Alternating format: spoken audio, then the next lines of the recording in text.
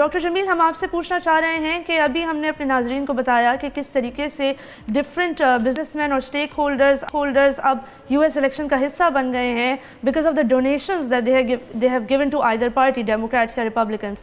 तो इस इशू के हवाले से कि जो इलेक्शन कैंपेन की फंडिंग होती है और बिग डोनर्स और स्मॉल डोनर्स में जो फ़र्क होते हैं, इस हवाले से आप हमें कोई इंसाइट दे सकते हैं कि पाकिस्तान पे क्या इम्पैक्ट है इस तरह की डोनेशंस का? नहीं, वो डोनेशन का इम्पैक्ट तो जहां डोनेशन दी जा रही है और जिस मकसद के लिए दी जा रही है उसी जगह यानी उसी मुल्क में इसका इम्पैक्ट पड़ेगा। इसका इम्पैक्ट पाकिस्तान पर डोनेशन देने का तो नहीं पड़ेगा, लेकिन पाकिस्तान पे उसके इलेक्शन का इम्पैक्ट बहरहाल पड़ेगा।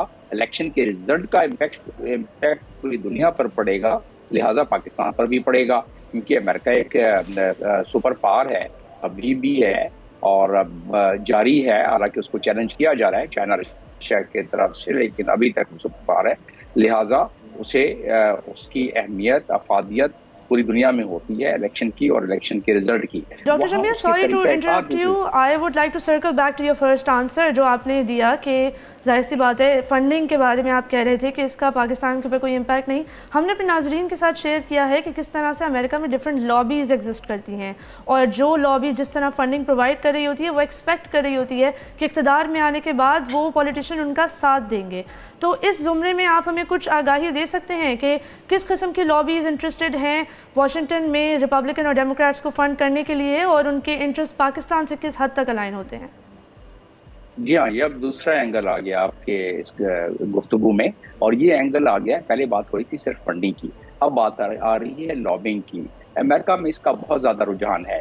मतलब हमारे यहाँ तो जो इलेक्शन का मैंने आपको बता ही दिया कि उसमें क्योंकि डॉक्यूमेंटेड नहीं है, लिहाजा लोग खजाने की बोरियां खोल देते हैं और हमारे सियासतदान कहते हैं भाई अगर कमाएंगे नहीं तो हम खर्च कहाँ से करेंगे। अगले इलेक्शन में था सियासत एक तिजारत बन गई है। और वहाँ कैसे होता है? वहाँ भी होता है, लेकिन वहाँ ज़रा किसी और खूबसूरती के साथ होता है और उसमें वो भी बड़ी डॉक्यूमेंटेशन के साथ होता है। लॉबिंग क्या होती है?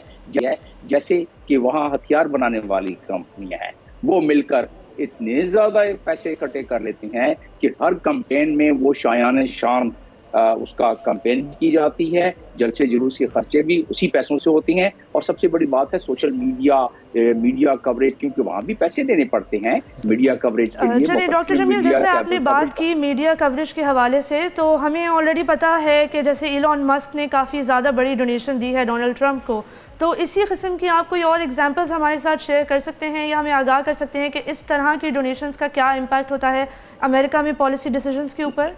जी हाँ, इलॉन मस्क ने तो अपने इदारे की तरफ से दी है ना, अपने जेब से तो नहीं दी है उसने। लेकिन ये है कि उसी तरीके से जिस तरह मैं बता रहा था कि जैसे लॉबी है वहाँ वेपन फैक्ट्रीज की लॉबीज है और मशीन की बहुत बड़ी लॉबी है वहाँ, तो लॉबी कार्टेल बना लेते हैं। और जो बड़ी फर्म्स हैं वो डायरेक्ट भी देती हैं, इसलिए कि उनके पास स्पेयर पैसे होती हैं और वो अपने इनकम टैक्स में भी दिखलाते हैं, वो अपने रिटर्न में भी दिखलाते हैं। और उनके लिए चंद मिलियन देना कोई बड़ी बात नहीं है, 200, 400 मिलियन भी दे जाते हैं, लेकिन ऐसे कम डोनर होते हैं। और वो क्योंकि कार्टेल बना लेते हैं, जैसे अगर कि एक फार्मेसी की हो गई या वेपन फैक्ट्रीज की हो गई या पेट्रोलियम की हो गई या वॉल स्ट्रीट से हो गई, तो उस लिहाज से वो जब रवायत चलती है तो पूरी अपनी एक एसोसिएशन, एक कार्टेल बना के उसकी मदद करते हैं मुख्तलिफ पार्टीज की। इसी तरीके से वहाँ इजरायली लॉबी भी है, उनका फाइनेंशियल सिस्टम पे बहुत बड़ा होल्ड है और वो फाइनेंसेस जनरेट करती हैं इन पार्टीज के लिए कि इन्हें किस तरह इलेक्शन में जितवाया जाए, यानी कि इनके कैंपेन